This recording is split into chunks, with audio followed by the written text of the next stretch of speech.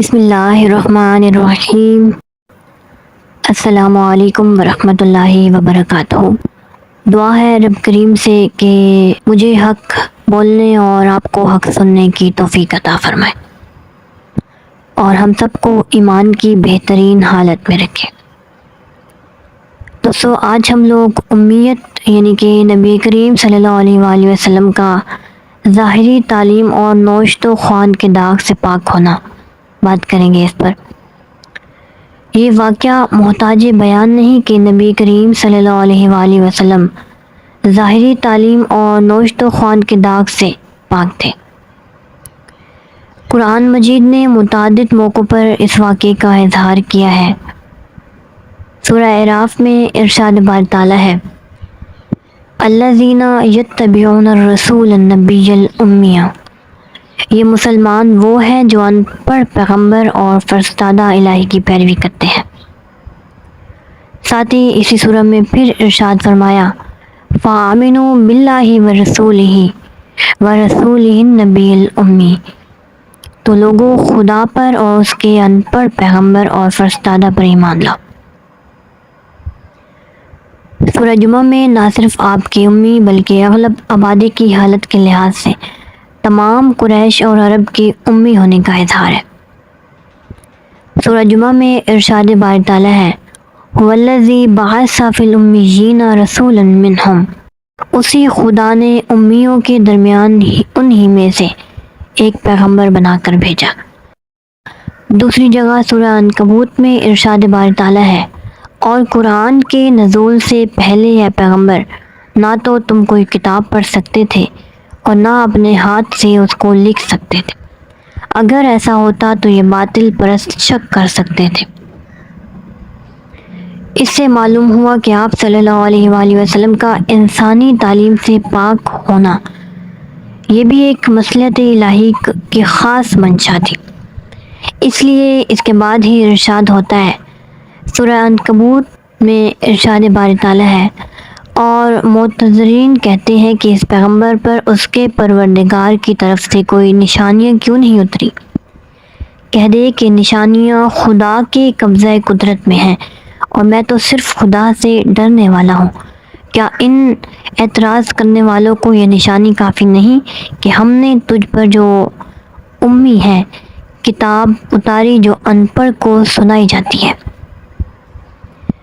قرآن مجید کی مختلف صورتوں میں اس کا اظہار ہے کہ اے محمد صلی اللہ علیہ وآلہ وسلم، تمہاری زبان سے آج گزشتہ پیغمبروں، اگلی امتوں اور عہد ماضی کے واقعات ادا ہوتے ہیں۔ ان واقعات اور حالات سے واقفیت حاصل کرنے کے تین ہی ذریعے انسان کے ہاتھ میں ہیں۔ ایک یہ کہ وہ اس واقعے کے وقت موجود ہو، دوسرا یہ کہ ان حالات کو کتابوں میں پڑھے، اور تیسرا اور آخری یہ ہے کہ اوروں سے سنے۔ نبی کریم صلی اللہ علیہ وآلہ وسلم اطلاع کے ان ذرائع سے ناآشنا تھے۔ اول ذریعہ تو ظاہر ہے کہ مفقود تھا۔ قرآن مجید سے آدم علیہ السلام سے مولد محمد صلی اللہ علیہ وآلہ وسلم تک کے تمام واقعات بیان کیے گئے ہیں۔ آپ صلی اللہ علیہ وآلہ وسلم کی پیدائش سے پہلے وقوع پذیر ہوئے تھے، اور آپ علیہ الصلوۃ والسلام کے پاس ان کے علم کا کوئی ظاہری ذریعہ نہ تھا۔ اسی لیے قرآن مجید نے متعدد مواقع مثلاً حضرت مریم اور حضرت زکریا علیہ السلام کے قصے میں کہا ہے۔ سورہ آل عمران میں ارشاد باری تعالیٰ ہے کہ یہ گزشتہ زمانے کی خبروں میں سے ہے جس کو ہم تیری طرف وحی کر رہے ہیں۔ تو ان کے پاس اس وقت موجود نہ تھا جب وہ اپنا پانسا ڈال رہے تھے کہ کون مریم کی کفالت کرے گا، اور نہ تو ان کے پاس اس وقت تھا جب وہ جھگڑ رہے تھے۔ حضرت موسیٰ علیہ السلام کے قصے میں ارشاد ہوتا ہے، سورہ قصص میں ارشاد باری تعالیٰ ہے، جب ہم نے موسیٰ کو اپنا فیصلہ دیا تو اس وقت مغربی کوشے میں موجود نہ تھا، بلکہ ہم نے صدیاں اس پر گزار دی، قومیں پیدا کی جن کی بڑی بڑی عمریں ہوئی، اور نہ تو اہل مدین میں قیام پذیر ہو کر آیات الہی ان کو پڑھ کر سناتا تھا، بلکہ ہم آئندہ تم کو بھیجنے والے تھے، اور نہ تو اس وقت گزشتہ طور میں تھا جب ہم نے موسیٰ علیہ السلام کو آواز دی، بلکہ اس قصے کا علم جو تجھ کو حاصل ہو رہا ہے محض تیرے پروردگار کی رحمت ہے۔ اسی طرح حضرت یوسف علیہ السلام کے قصے میں ارشاد فرمایا، سورہ یوسف میں ارشاد باری تعالیٰ ہے کہ یہ اس گزشتہ زمانے کا قصے کا علم ہم تم کو اپنی وحی سے عطا کر رہے ہیں، تو اس وقت ان میں موجود نہ تھا جب وہ باہم مشورہ سے بات کر رہے تھے۔ علم کا دوسرا ذریعہ یہ تھا کہ کتابوں کو پڑھ کر اطلاع حاصل ہو۔ قرآن مجید نے اس کی بھی نفی کی۔ سورہ عنکبوت میں ارشاد باری تعالیٰ ہے، نہ تو اس سے پہلے کوئی کتاب پڑھ کر سناتا تھا اور نہ اپنے ہاتھ سے تو اس کو لکھ سکتا تھا۔ تیسری صورت یہ تھی کہ دوسروں سے سن کر یہ علم حاصل کیا جائے۔ سب کو معلوم ہے کہ نبوت سے پہلے نبی کریم صلی اللہ علیہ وآلہ وسلم کی زندگی تمام تر مکہ معظمہ میں گزری، وجہ اس کے کہ چند مہینے بصرہ وغیرہ کے سفر تجارت میں گزرے ہوں، اور خود مکہ معظمہ میں نہ ان واقعات کا کوئی واقف کار تھا اور نہ قریش کو ان سے آگاہی تھی، اس لیے یہ ذریعہ علم بھی ثابت نہیں۔ چنانچہ قرآن مجید نے علی اعلان کہا ہے، سورہ ہود میں ارشاد باری تعالیٰ ہے، یہ گزشتہ زمانے کی باتیں ہیں جن کی بذریعہ وحی ہم تجھ کو تعلیم کرتے ہیں، تو خود اور تیری قوم اس سے پہلے آگاہ نہ تھی۔ نبی کریم صلی اللہ علیہ وآلہ وسلم کی جو زندگی مکہ معظمہ میں گزری اور سفر تجارت میں قریش کے شامی قافلوں کے ساتھ جو زمانہ بسر ہوا، اس کا ایک ایک واقعہ قریش کے سامنے تھا۔ جب آپ علیہ الصلوۃ والسلام مکہ میں تھے تب بھی آپ علیہ الصلوۃ والسلام قریش کے مجمع میں تھے، اور جب کبھی مکہ سے باہر گئے تو قریش ہی کے جھرمٹ میں رہے، اس لیے آپ صلی اللہ علیہ وآلہ وسلم کی زندگی کا کوئی لمحہ ان سے مخفی نہ تھا۔ اگر آپ صلی اللہ علیہ وآلہ وسلم نے کوئی ظاہری تعلیم پائی ہوتی تو شاعر و مجنون اور ساحر کی طرح وہ اس الزام کا اظہار بھی کر سکتے تھے، مگر انہوں نے نہیں کیا۔ اس سے معلوم ہوا کہ ان کو اس بات کا یقین تھا کہ محمد صلی اللہ علیہ وآلہ وسلم کا سینہ ظاہری تعلیم کے عیب سے داغدار نہیں۔ چنانچہ قرآن مجید نے بآواز بلند کہا ہے، سورہ یونس میں ارشاد باری تعالیٰ ہے، اگر خدا کو منظور ہوتا تو میں تم کو نہ یہ قرآن پڑھ کر سناتا اور نہ خود تم کو اس قرآن سے آگاہ کرتا، اس سے پہلے میں مدتوں تم میں رہ چکا ہوں، کیا تم نہیں سمجھتے؟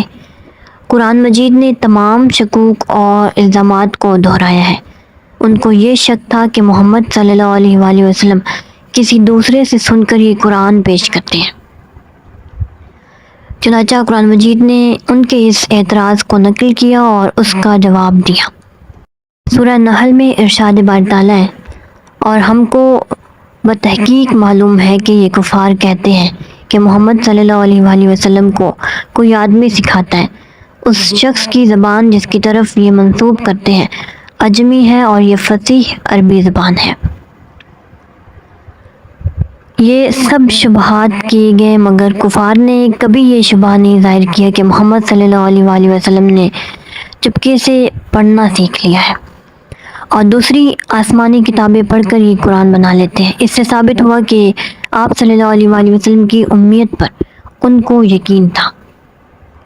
مدینہ آ کر یہودیوں سے معاملہ پڑھا۔ روایات میں بکثرت اس قسم کے واقعات ذکر ہیں کہ یہود آپ علیہ الصلوۃ والسلام کے پاس آئے تھے اور آپ سے وہ سوالات کرتے تھے جو ان کی کتابوں میں ذکر تھے، اور کہتے تھے کہ ان کے جواب پیغمبر ہی دے سکتا ہے۔ نبی کریم صلی اللہ علیہ وآلہ وسلم ان کے صحیح جوابات دیتے تھے اور وہ متحیر رہ جاتے تھے۔ اس واقعے سے یہ امر پایا ثبوت کو پہنچتا ہے کہ یہود کو بھی یہ یقین تھا کہ محمد رسول اللہ امی محض ہیں اور ہماری کتابوں کو نہ انہوں نے پڑھا ہے اور نہ پڑھ سکتے ہیں، اور نہ اس جرت کے ساتھ وہ اپنی کتابوں کے سوالات اس شخص کے سامنے جس کی نسبت ان کو معلوم ہوتا کہ وہ ان کو پڑھ چکا ہے یا پڑھ سکتا ہے نہ پیش کرتے اور نہ اس کو حق و باطل کا معیار قرار دیتے۔ قریش کو جس شخص کی نسبت شبہ تھا وہ حضور صلی اللہ علیہ وآلہ وسلم کو سکھاتا ہے، اس کے متعلق امام طبری نے تفسیر میں مختلف روایتیں نقل کی ہیں۔ جن سے اس کی شخصیت اور نام کے متعلق کوئی صحیح فیصلہ نہیں ہو سکتا۔ تاہم مجموعی حیثیت سے یہ ظاہر ہوتا ہے کہ مکہ معظمہ میں کوئی نصرانی غلام تھا جو اپنی زبان میں کتب مقدسہ کبھی کبھی پڑھا کرتا تھا، اور آپ صلی اللہ علیہ وآلہ وسلم راستے چلتے اس کے پاس کبھی کبھی کھڑے ہو جاتے۔ اسی پر کفار نے کہا کہ محمد صلی اللہ علیہ وآلہ وسلم کو یہی قرآن کی آیتیں سکھاتا ہے۔ اللہ تعالیٰ نے جواب دیا کہ اس غلام کی اور جو کتابیں وہ پڑھا کرتا ہے ان کی زبان عربی نہیں اور نہ وہ عربی جانتا ہے، اور نبی کریم صلی اللہ علیہ وآلہ وسلم کے سوا کوئی اور زبان نہیں جانتے۔ خود قرآن کی زبان فصیح عربی ہے، کیونکہ ممکن ہے کہ نبی کریم صلی اللہ علیہ وآلہ وسلم غیر زبان کو سمجھ لیں اور وہ اجمی غلام قرآن جیسی فصیح زبان میں کلام کرے۔ نبی کریم صلی اللہ علیہ وآلہ وسلم کے بچپن کے واقعات میں سے ایک واقعہ ہے جو میں آپ لوگ ساتھ شیئر کرنا چاہتی ہوں کہ آپ صلی اللہ علیہ وآلہ وسلم کو آپ کے چچا ابو طالب اپنے ساتھ شام لے جا رہے تھے۔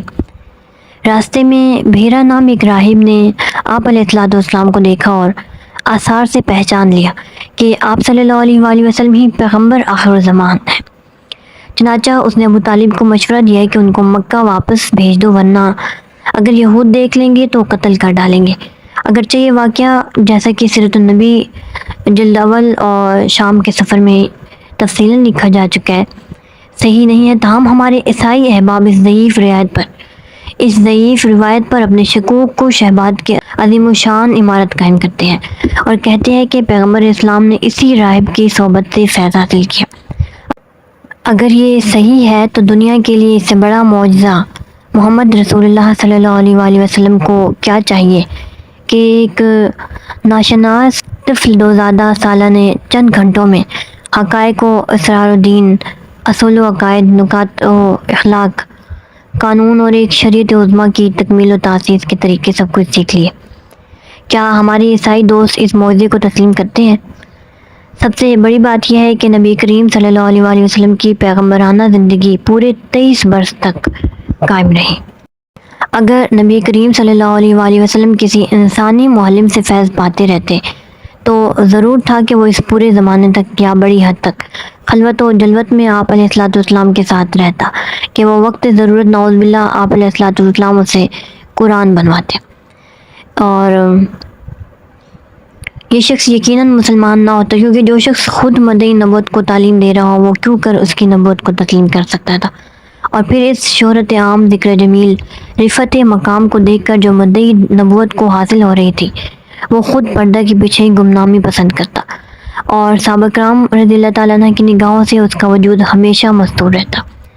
جس اجمی کی نسبت قریش کو شبہ تھی، اگر حقیقت میں آپ علیہ الصلوۃ والسلام اس سے تعلیم حاصل کیا کرتے تو قریش جو آپ علیہ الصلوۃ والسلام کی تکذیب، تضلیل اور آپ صلی اللہ علیہ وآلہ وسلم کو خاموش کرنے کی ہر تدبیر پر عمل پیرا ہو رہے تھے، ان کے لیے آسان تھا کہ اس غلام اجمی کو الگ کر دیتے، کہ محمد رسول اللہ صلی اللہ علیہ وآلہ وسلم کی وحی اور قرآن کا تمام کاروبار دفتن درہم برہم ہو جاتا۔ علاوہ زیادہ سے زیادہ اس کا وجود مکہ میں تھا۔ پھر مدینہ میں 13 برس تک سینہ نبوت سے فیضان الہی کا سرچشمہ کیوں ابلتا رہا؟ قرآن مجید، شریعت اسلام اور احکام کا بڑا حصہ یہی وحی ہوا ہے۔ مکہ میں تو نسبتاً بہت کم صورتیں نازل ہوئی ہیں۔ جب مدینہ منورہ میں اسلام کا چرچا پھیلا تو یہود و نصارہ نے اسلام کو بدنام اور بے اثر کرنے کی ایک تدبیر یہ سوچی کہ لوگ جھوٹ موٹ آ کر پہلے مسلمان اور پھر چند روز کے بعد ہی مرتد ہو جائیں گے، تاکہ محمد صلی اللہ علیہ وآلہ وسلم کی بدنامی ہو، اور لوگوں کو خیال ہو کہ اگر یہ مذہب سچا ہوتا تو اس کو قبول کر کے کوئی کیوں چھوڑ دیتا۔ اس حوالے سے سورہ آل عمران میں ارشاد باری تعالیٰ ہے، اور اہل کتاب میں سے ایک گروہ کہتا ہے کہ مسلمانوں پر جو اترا ہے اس پر صبح کو ایمان لاؤ اور شام کو اس سے پھر جاؤ، شاید کہ وہ لوگ مسلمان بھی پھر جائیں اس سے۔ چنانچہ اسی سازش کے مطابق ایک عیسائی نے اسلام قبول کیا اور سورہ بقرہ اور سورہ آل عمران پڑھی۔ حضور صلی اللہ علیہ وآلہ وسلم نے کتابت وحی کی خدمت اس کے سپرد کی۔ چند روز کے بعد وہ مرتد ہو گیا اور کہنے لگا کہ میں نے محمد صلی اللہ علیہ وآلہ وسلم کو جو کچھ لکھ دیا ہے وہ اس کے سوا کچھ نہیں جانتے۔ خدا نے اپنی نشانی ظاہر کی اور موت نے بہت جلد اس کی افتراء پردازی کا ہمیشہ کے لیے خاتمہ کر دیا، اور دنیا نے دیکھ لیا کہ محمد صلی اللہ علیہ وآلہ وسلم کے فیضان نبوت کا چشمہ اب بھی اسی طرح جوش و زن ہے۔ صلح حدیبیہ کا ایک واقعہ یہ ہے کہ قریش اور مسلمانوں کے درمیان عہد نامہ مرتب ہو رہا تھا۔ حضرت علی رضی اللہ تعالیٰ عنہ عہد نامہ لکھ رہے تھے۔ عہد نامے کی عبارت یہ تھی کہ یہ وہ شرائط ہیں جن کو خدا کے رسول محمد صلی اللہ علیہ وآلہ وسلم نے منظور کیا۔ قریش نے کہا کہ اگر ہم آپ صلی اللہ علیہ وآلہ وسلم کو خدا کا رسول مانتے تو اس لڑائی کی نوبت ہی کیوں آتی؟ اس لفظ کو مٹا کر اپنا اور اپنے باپ کا نام لکھیے۔ آپ صلی اللہ علیہ وآلہ وسلم نے حضرت علی رضی اللہ تعالیٰ عنہ کو فرمایا کہ ان کی حسب خواہش ترمیم کر دو۔ حضرت علی رضی اللہ تعالیٰ عنہ نے کہا مجھ سے یہ گستاخی نہیں ہو سکتی۔ آپ نے پوچھا وہ الفاظ کہاں ہیں؟ حضرت علی رضی اللہ تعالیٰ عنہ نے انگلی رکھ کر بتایا تو آپ صلی اللہ علیہ وآلہ وسلم نے خود اپنے دست مبارک سے رسول اللہ کا لفظ مٹا دیا اور محمد بن عبداللہ لکھ دیا۔ یہ واقعہ بخاری، مسلم، نسائی اور مسند ابن حنبل اور تمام کتب سیر میں مذکور ہے۔ اسی کے ساتھ بخاری میں یہ تصریح ہے کہ ولیسا یحسن یکتب، اور مسند احمد میں بروایت اسرائیل یہ الفاظ ہے ولیسا یحسن یکتب، یعنی آپ صلی اللہ علیہ وآلہ وسلم لکھنا نہیں جانتے تھے، لیکن باوجود اس کے تمام احادیث سیر میں ہے یہ ہے کہ آپ صلی اللہ علیہ وآلہ وسلم نے محمد بن عبداللہ کے الفاظ لکھ دیے۔ روایت کے ظاہری معنی سے بعضوں کو یہ شبہ ہوا ہے کہ آپ نے خود اپنے دست مبارک سے یہ الفاظ لکھے اور آپ صلی اللہ علیہ وآلہ وسلم نے شاید اخیر زمانے میں لکھنا سیکھ لیا تھا۔ ابن ابی شیبہ نے مجاہد کے واسطے سے یہ روایت کی ہے کہ آپ صلی اللہ علیہ وآلہ وسلم نے اس وقت تک وفات نہیں پائی جب تک آپ صلی اللہ علیہ وآلہ وسلم کو لکھنا پڑھنا نہ آ گیا۔ اور ایک اور روایت بواسطہ یونس بن میسرہ عن ابی کیشۃ السلول عن سہل بن حنظلہ نقل کی ہے کہ آپ صلی اللہ علیہ وآلہ وسلم نے حضرت امیر معاویہ رضی اللہ تعالیٰ عنہ سے فرمان لکھوا کر اقرا اور عینیہ کو عنایت فرمایا۔ انہوں نے رسول اللہ صلی اللہ علیہ وآلہ وسلم سے آ کر کہا کہ معلوم نہیں اس میں کیا لکھا ہے۔ آپ صلی اللہ علیہ وآلہ وسلم نے اس پر ایک نظر ڈال کر فرمایا وہی لکھا ہے جو میں نے حکم دیا ہے۔ اگر یہ روایتیں صحیح ہیں تو یہ حضور صلی اللہ علیہ وآلہ وسلم کا ایک اور معجزہ ہوگا کہ انسانی تعلیم کے بغیر اللہ تعالیٰ نے آپ علیہ الصلوۃ والسلام کو یہ فن بھی اپنی بارگاہ سے عنایت کیا، مگر واقعہ یہ ہے کہ یہ روایتیں تمام تر موضوع یا نہایت ضعیف ہیں۔ اس لیے آپ علیہ الصلوۃ والسلام کی امیت کے متعلق جو متواتر روایتیں ہیں ان سے ان کی تصدیق نہیں ہو سکتی۔ یہ ممکن ہے کہ امی سے امی آدمی کے ہاں جب شب و روز لکھنے پڑھنے کا کام لگا رہے تو وہ کسی قدر حرف شناس ہو جائے، خصوصاً اپنے نام اور دستخط کی پہچان کر لینا اور ان کو لکیر کھینچ کر لکھ دینا تو معمولی بات ہے، لیکن اصل یہ ہے کہ فائل مجازی اور حقیقی فرامین اور مراسلات لکھاتے ہیں۔ محاورتہ عام میں ان کو لکھنا ہی کہتے ہیں۔ آپ کہتے ہیں کہ عالمگیر نے یہ فرمان لکھ کر دیا، شاہ جہان نے جامع مسجد بنوائی، فلاں بادشاہ نے یہ قلعہ تعمیر کی، حالانکہ لکھنے والے، بنانے والے اور تعمیر کرنے والے کاتب اور مماد تھے، مگر چونکہ ان سلاطین کے حکم سے اور انہی کی طرف سے وہ لکھایا بنایا گیا، اس لیے بولنے والے خود سلاطین اور امراء کی طرف فعل کی نسبت کر دیتے ہیں۔ چنانچہ اسی محاورے کے مطابق اس موقع پر جب نبی کریم صلی اللہ علیہ وآلہ وسلم نے سلاطین عالم کے نام دعوت نامے بھیجے ہیں تو وہاں عام طور پر یہ الفاظ ہیں وکتب الی کیسر وکتب الی کسریٰ۔ آپ علیہ الصلوۃ والسلام نے کیسر کو یہ خط لکھا، کسریٰ کو یہ لکھا، مگر سب کو معلوم ہے کہ آپ نے دست خاص سے یہ خطوط لکھ کر نہیں بھیجے، مگر چونکہ آپ ہی نے لکھوائے تھے اس لیے ان کی نسبت آپ صلی اللہ علیہ وآلہ وسلم کی طرف کی گئی۔ روزمرہ کی بات ہے کہ ہندوستان کے ادنا طبقے جو نوش خوان سیاری ہیں وہ اپنے عزیز و قارب اور احباب کو خط لکھاتے ہیں، مگر کہنے والے اس کو یوں ہی کہتے ہیں کہ اس نے خط میں لکھا ہے میں آنے والا ہوں، حالانکہ وہ خود لکھنے والا نہیں، اس نے دوسروں سے لکھایا، مگر چونکہ لکھنے والے نے اپنا مدعا نہیں لکھا بلکہ لکھانے والے کی زبان سے اس کا مدعا ظاہر کیا، اس لیے اس کی طرف فعل کی نسبت کر دی گئی۔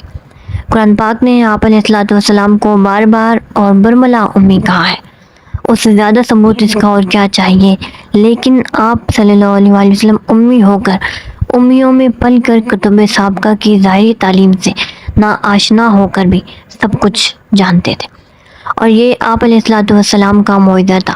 کفار کو خطاب کر کے قرآن کہتا ہے کہ محمد صلی اللہ علیہ وآلہ وسلم کی صداقت کی یہ دلیل کافی نہیں کہ وہ ناآشنائے تعلیم ہو کر بھی وہ کچھ جانتا ہے جس کی علماء بنی اسرائیل کے سوا اور کسی کو خبر نہیں۔ سورہ شورى میں ارشاد باری تعالیٰ ہے، یہ باتیں گزشتہ پیغمبروں کی کتابوں میں ہیں، کیا ان کافروں کے لیے یہ نشانی نہیں کہ ان کتابوں کو جو ایک امی کی زبان سے ادا ہو رہی ہیں بنی اسرائیل کے عالم جانتے ہیں۔ دوستو، آئی ہوپ کہ آج کی ویڈیو آپ لوگ کو یہ سمجھ آئی ہوگی کہ نبی کریم صلی اللہ علیہ وآلہ وسلم امی تھے، لیکن ان کی طرف جو تعلیم ان کے پاس تھی یا ان کو وہ اللہ تعالیٰ کی طرف سے عطا کی گئی تھی۔ آج کی ویڈیو کے بارے میں اپنی رائے کا اظہار ضرور دیجیے گا، اور جو نیو آیا ہے چینل پر وہ چینل کو ضرور سبسکرائب کریں۔ ایک نئے ٹاپک کے ساتھ ایک نئی ویڈیو میں پھر ملتے ہیں۔ تھینک یو سو مچ۔ اللہ حافظ۔